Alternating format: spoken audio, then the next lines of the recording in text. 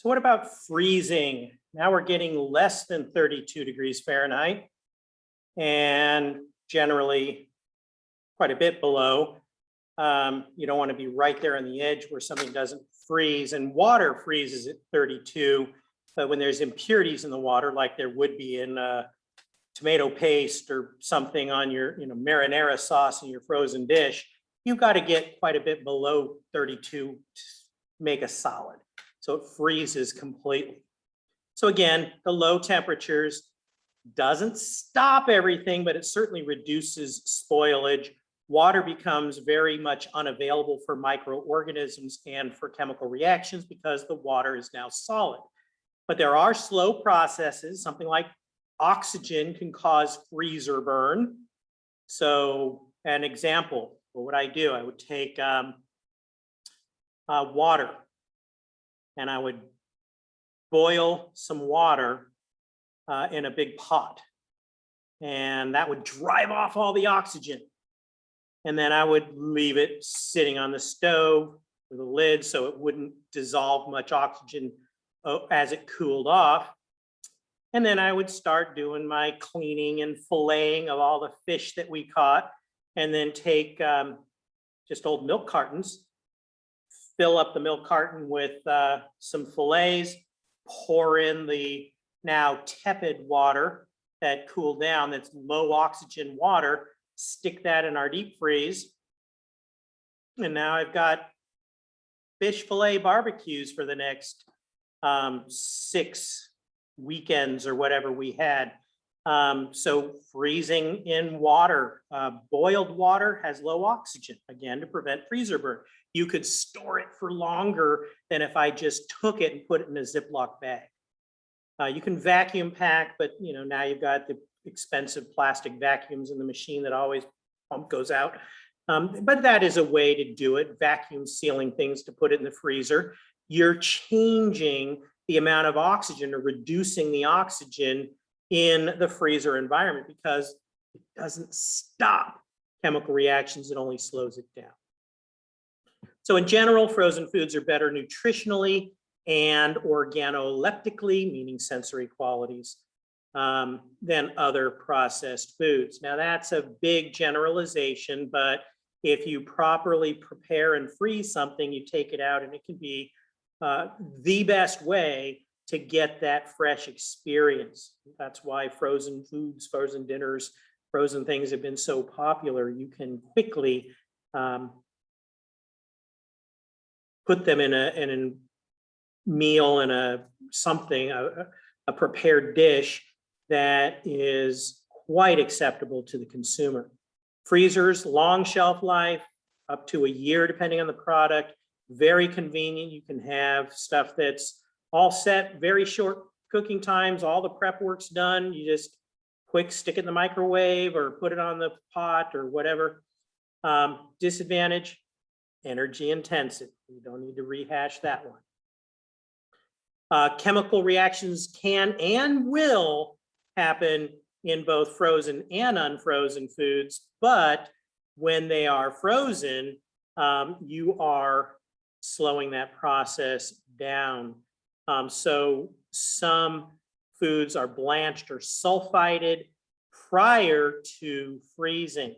So blanching, you are changing the chemicals so that when you put it in the freezer, the chemical reactions that will occur in the blanched product is different than the unblanched product. And so you're not going to get the loss of color, green things that now look kind of gray, which it's perfectly fine, maybe, but maybe it doesn't taste the same, or maybe it just, because it doesn't look fresh, it gives you a weird feeling. Sulfite, literally what it sounds like, it's a sulfur chemical called sulfite, and it's used to preserve color. Just as a quick example,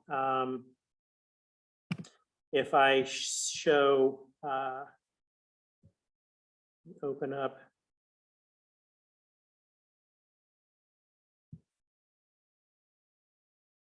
Firefox, and I'm going to say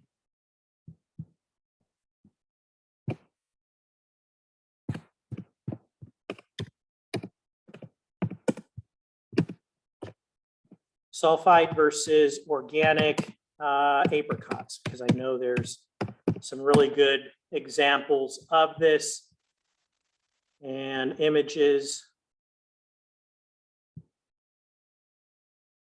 And here you go.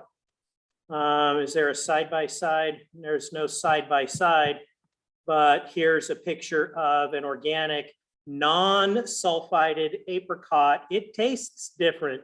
It has a different texture. It's not quite as soft. There is some browning that changes the texture, the taste. I love them. I've got some at home right now that are looking exactly like this, but I also love the other ones. These are sulfited, and the apricots are bright orange and softer feel in the mouth. So a very different experience. Now the consumers, depending on what the consumer is, some people want the organic non-sulfited, some people want the sulfited, some people say they're allergic to sulfite. I would argue that, you know, for every 100 people that say they are sensitive to sulfites, probably 1, 2, maybe 3 of them really are. The other 90 something are kidding themselves or just have heard bad things about sulfite. Sulfite is natural, it's in everything, but using a little bit higher amounts can be great for things like apricots. White wine stays whiter and clearer and more attractive with sulfites. So you can use the sulfites to treat certain foods if freezing causes a color problem. I already mentioned vacuum packaging as one option. There are lots of commercial vacuum packagers or home vacuum packagers, or like I said, using boiled water. The boiling was only to get the oxygen out.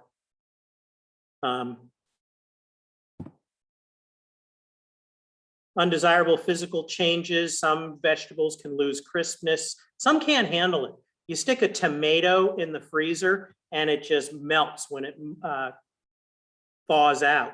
It doesn't hold its integrity. Now, I have frozen tomatoes in the past, but they were, I chopped them up, just stuck them in a Ziploc, threw them in the freezer because I knew I wasn't going to get around to it for a couple of weeks. It wasn't for long-term storage, just a couple of weeks. Otherwise, I would have done something different to them.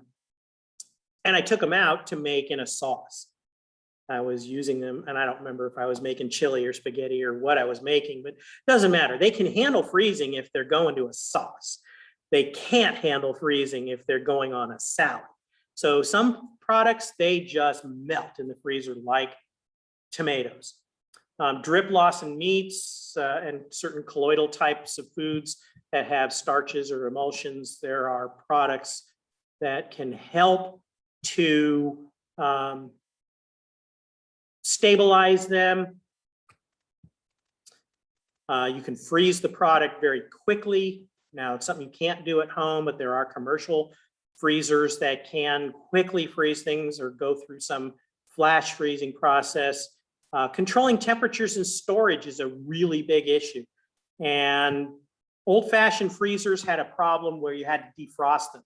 You know, once a year, you know, all this ice is built up. I don't know if any of you are old enough to remember freezers with all the crappy ice buildup that you've got to pull everything out, stick it in the ice chest, and then you got to chip away the ice, leave the refrigerator off and open for a while, and water's dripping everywhere.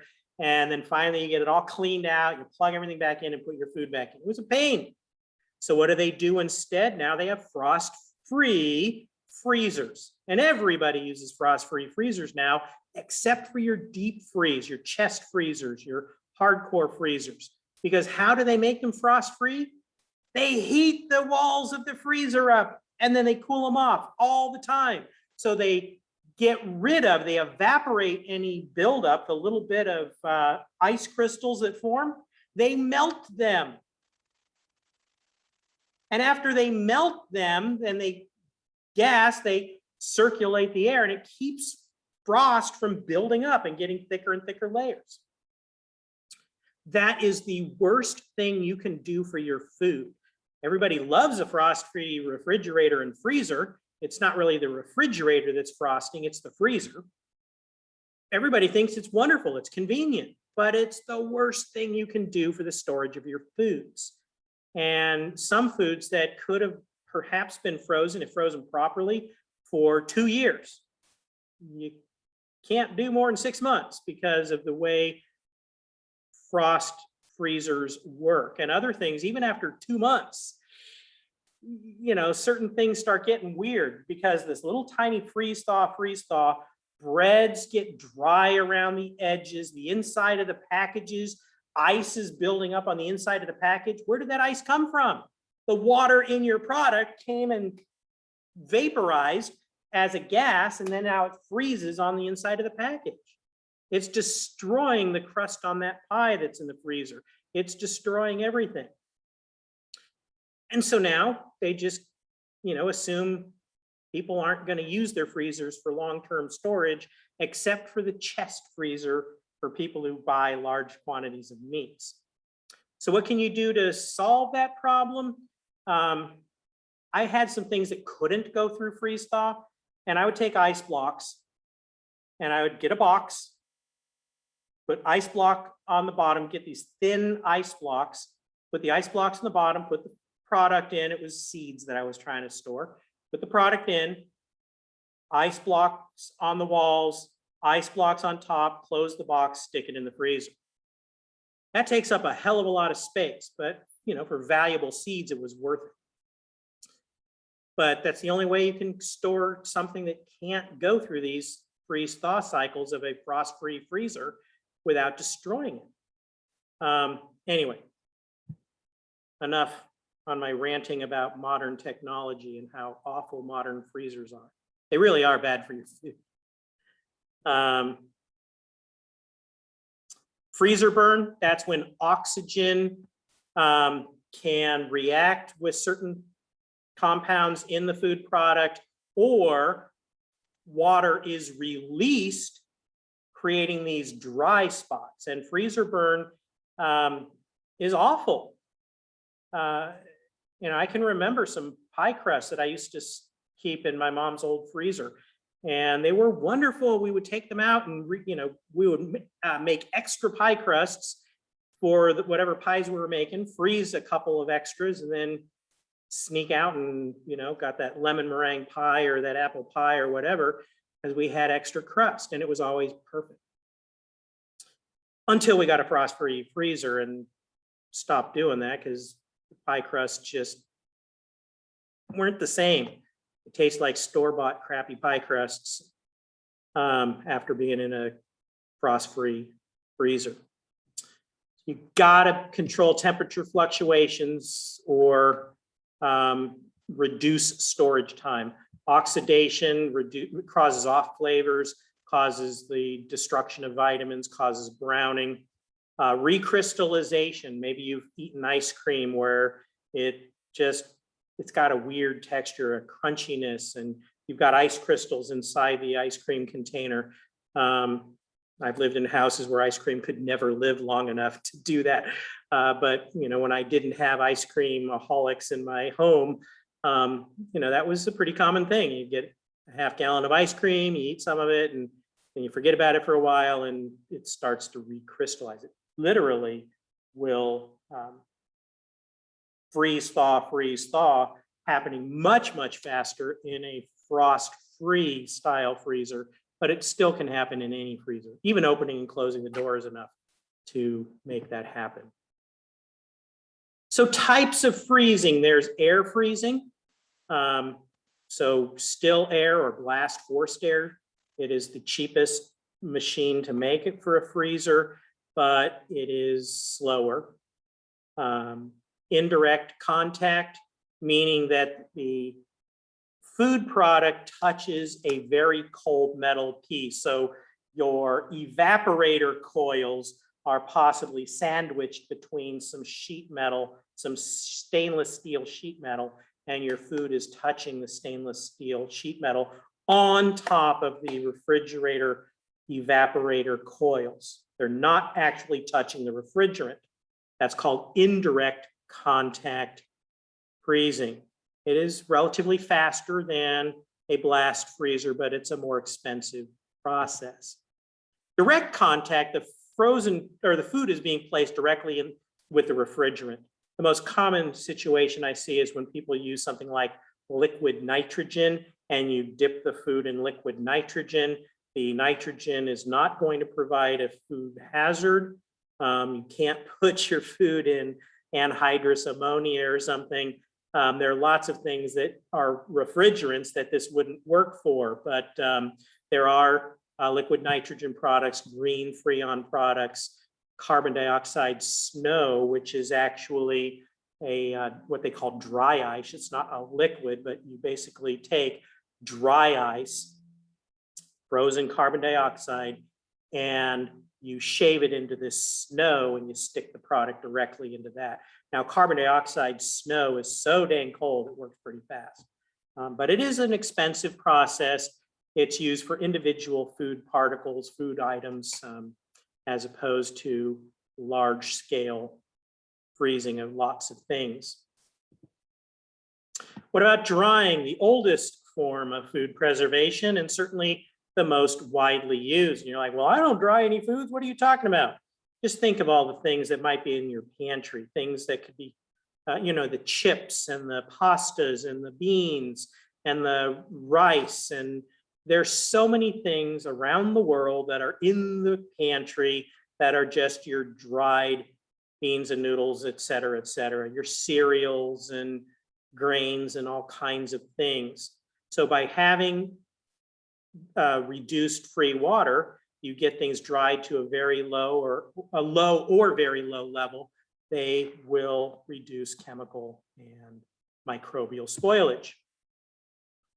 So when we talk about dry foods, we're talking about a water activity of 0.2 to 0.6. That's pretty dang dry. Anything below 0.6 prevents microbial growth. Microbes can't handle it. They need more water before you start getting bacteria and fungi forming. We'll talk about what these points mean in a moment. In that range, 0.2 to 0.3, we're also preventing certain chemical reactions, most chemical reactions that would occur in reasonable term storage. So your pastas and dried beans, things like that are all down in this range, and they're pretty shelf stable, room temperature, wonderful. What about intermediate moisture? If you're above 0.6, where you're not considered a dry food, but you're in this 0.8 to 0.9 range, that is a mold inhibitor that is used in short-term storage, relatively short term. You can buy yourself months of storage for dried fruits as an example. So I said water activity a number of times. What the heck is water activity? The water activity of a food is the ratio between the vapor pressure, meaning the moisture pressure in the gas in the environment around the food. So the vapor pressure of the food itself and the vapor pressure of distilled water under identical conditions. So if I take the food and I put it in a container, cover the container, and I measure what, after I allow it to stabilize, how much moisture is in the vapor of that food. It's considered an exchange with the atmosphere. Versus if I take a container of distilled water, put it in the same container, the same temperature, et cetera, and measure it. So it's a comparison. So a 0.8 means the vapor pressure is 80% of that of pure water. One of the problems is the water activity increases with temperature. So those dry figs that you bought at the store are perfectly safe and they're perfectly happy. They're good to use at that dryness, at normal room temperature. They are not good in your car. The vapor pressure is going to change. The water activity is going to change when it gets hot.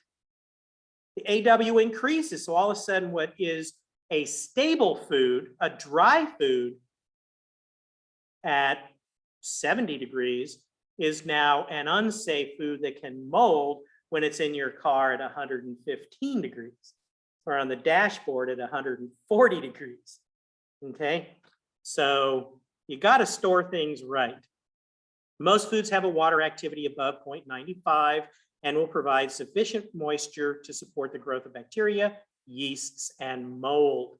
So if we're talking about our fruits and vegetables, most things are easily above the 0.95 that will easily support microbial growth and be unsafe, decompose. The moisture condition of a product can be measured as the equilibrium relative humidity, ERH, expressed in a percentage or as the water activity expressed as a decimal. Now, don't worry about the ERH. I want you to be aware of it. I have not seen it in the areas where I've worked on food products that have any drying. I've run across water activity a lot over the years. ERH is not something I've had to deal with. So I'm not going to ask you to deal with it other than to be aware it exists. And it's another way of expressing the moisture content of the product. The amount of available moisture can be reduced to a point which will inhibit the growth of organisms. If the water activity of a food is controlled to 0.85 or less in the finished product, it is not subject to, and there's particular Code of Federal Regulations that regulate foods that are microbial hazards. So you can look that up. I don't know if it's in the same link. I'm not going to bother to check, but you certainly can look up Code of Federal Regulations, chapters 21 in these parts and read up about it if you are interested in dried food regulations. So what are some of the advantages of dried foods? Certainly less costly to produce and less costly to store and transport. You don't have to ship all that water. If I'm putting it on a truck, I can have a hell of a lot more calories of dried bananas than fresh bananas. I can have a hell of a lot more dried beans than fresh beans. They take up about this, or not the same, but similar space. You just taken out the water. And now I can put it on a pantry shelf. I don't need refrigeration and freezing. The only heat I needed was to dry it. And a lot of dried foods are dried using nothing more than our good old friendly neighborhood sun. So I don't have to spend a bunch of money on fossil fuels to run the dryers in many cases. So what about the overall quality changes? Well, proteins can actually become less digestible, and so you might not get as much out of a dried food as a fresh food. So an equivalent amount of beef jerky versus the original beef from which it came, you might not get as much nutritive protein out of the beef jerky. It's going to not digest as well and pass through. But it's not a huge deal. Certainly, you look at human history, it's important. You need to dry things, to store things. It's the only way they could keep food in your bellies for 12 months out of the year, 52 weeks out of the year.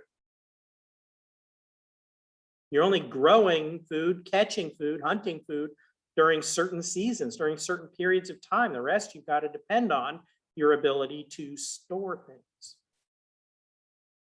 Loss in vitamins, certainly both water-soluble and fat-soluble vitamins can be reduced or damaged in the drying process, but there's still a lot there. Fats, certainly oxidative rancidity can occur, especially in higher temperatures. And so you got to be careful. Again, if you got beef jerky, you got to store it right. Carbohydrates, there can be browning, something called caramelization, which is something that can happen to the sugars. Now, when you're making caramel, you want caramelized sugar. When you have other foods, you've got dried fruits or something, maybe you don't want the caramelization. Maybe you do. Again, it is something to be aware of, though, because caramelization of carbohydrates changes the appearance, changes the flavor, changes the mouthfeel, changes a lot. So how do you prevent that? You can certainly use sulfites and blanching prior to drying, just like you can prior to freezing. Certainly shape changes, you know, a raisin doesn't look like a grape, a strip of beef jerky doesn't look like a steak. Everything changes, and is that okay? Yeah, but a lot of people don't care. They actually like it. Some people, that's a difference they don't want. So in storage of dried foods, you definitely want to keep air out. Air and light are the two factors in the environment that speed up the reduced shelf life. So you want it in a pantry, closed doors, possibly if it's more sensitive, using a container that's not going to transmit light. Moisture barrier, so it won't pick up moisture out of the air, especially in certain areas. Not as big of a concern in Phoenix as it is in Mississippi. But the moisture barrier is two-way. You don't want your dried food to get too dry. And, you know, thinking of some of the dried food I had spending time in Yuma, sometimes, you know, those raisins that were really good on Monday weren't all that good the following Monday. They were in a box that didn't have a good moisture barrier. And so water vapor in that dry, hot hotel room for a week, they weren't as good a week later. Had I put them in a Ziploc bag, they probably would have been just fine a week. Sun drying. So we're going to go over types of drying. You need to know types of drying. You should be able to make a list. Sun drying is slow. It's hard to control. There are microorganism issues, pest issues, rain and weather events, certainly higher nutrient loss because of the slow process, but it's inexpensive. It's done tons in grains, in acidic fruits that don't have food safety issues, spices. It's done a lot for a lot of the right products. Hot air drying, certainly more efficient and more controllable, but now you got to heat the air. You can do it in a warehouse, but now you got to spend money on fossil fuels to burn to heat the air. Lower nutrient loss because you're doing it faster. You're spending more money. Lots of pastas, some fruits, vegetables, lots of things are done this way. Drum drying, it's again more efficient still, more efficient than hot air drying. You're using a hot air drum combination, and you step up the scale of efficiency.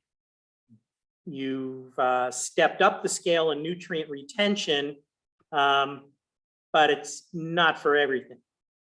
The potato paste, slurries, and things like that are examples of drum drying. So you've got those dried potato bud products or something like that. There are lots of things that are drum dried, but not everything suits itself to a drum drying process. Spray drying, one of the lowest nutrient losses. You literally are taking a product. Now, this is something you have to be able to spray. You can't dry apricots or mango slices this way, but things that can be sprayed, things that are liquid, you can spray it into a warm air environment. And as the micro droplets are coming down in that air environment, they are losing their moisture. Very, very good control, very efficient, very low nutrient loss, but only applicable to liquids. So powders for types of instant teas, instant coffees, powdered milk, things like that are processed using a spray dry technique. Puff drying or pressure drop, as you reduce the pressure, the gases inside cause it to puff up. So air poppers and extruders, things that cause a swelling as they dry. There are different kinds of candies and doughs and things that are made with a puff drying process. Freeze drying, the king of nutrient retention. It definitely is very, very quick. It retains the shape better after rehydration. So new techniques in freeze drying have allowed things like sliced strawberries to be added to cereals. That was not available when I was a kid. Nobody had figured out how to properly freeze dry a strawberry slice without it turning to shoe leather. Now we have techniques where it works very, very easily. And we have all kinds of berries that go into dry cereal and rehydrate with at least an acceptable consumer sensory experience, something that tastes and feels good, even though it's obviously not a fresh strawberry slice. It is something that is tasty and acceptable to most consumers. Now, all those wonderful things, it's obviously the most expensive of all of the ones. There are other things that are freeze dried, certain coffees and camping foods, military products, NASA foods that are going into the space program. Lots and lots of things use freeze drying. It is an extremely effective process for many techniques. Hot oil. A lot of people don't think of hot oil as a drying technique, but sure enough, hot oil is a drying technique. All the water is going away. So you're making French fries or potato chips, you're actually drying the product. Excellent heat transfer, excellent controllability of the process to have a consistent product from one potato chip to the next. Now, the hot oil gives a very distinctive flavor and aroma that is very popular, very addictive. A lot of people love chips and fries and things like that that are hot oil dried. There is an oil uptake in the process that increases calories, changes the flavor, changes the mouthfeel, bumps the calories way up. Now, there are other issues, oxidation, free fatty acid, and flavor concerns, because now you got all these fats and they will go rancid. So you do have the concern of oxidative decay of the product. Some products can handle it for reasonable shelf lives, others can't. You do have to keep that in mind. So again, lots of products that are in this hot oil drying procedure. Now, they do mention specialty meats, but it's not something that is common in the United States, except in certain ethnic regions. Chemical drying, where you're not using heat at all. You're basically using salts or sugars to dry something out. And salted meat, salt pork, certain kinds of candied materials. Think of your fruit cake, candied fruit bits that are made with huge amounts of sugar. And you've got a problem for microorganisms because the level of salt and sugar is so high that they can't survive. They can't live in that high osmotic environment. All of their water would get sucked out by the abundance of salt or sugar in the environment in that food. So it really stabilizes the product for storage. Now, obviously, high salt, high sugar, that's not exactly what you think of as health food, but in a modern day environment, we get too much of both. In traditional processing of foods, the idea that you would have things like cured salted pork that you could keep on a ship for months at a time, making food for the crew, that would be a wonderful process. And the salt is good for you. We just get too much. We need salt. We need a lot of salt, but we get too much because it's in everything.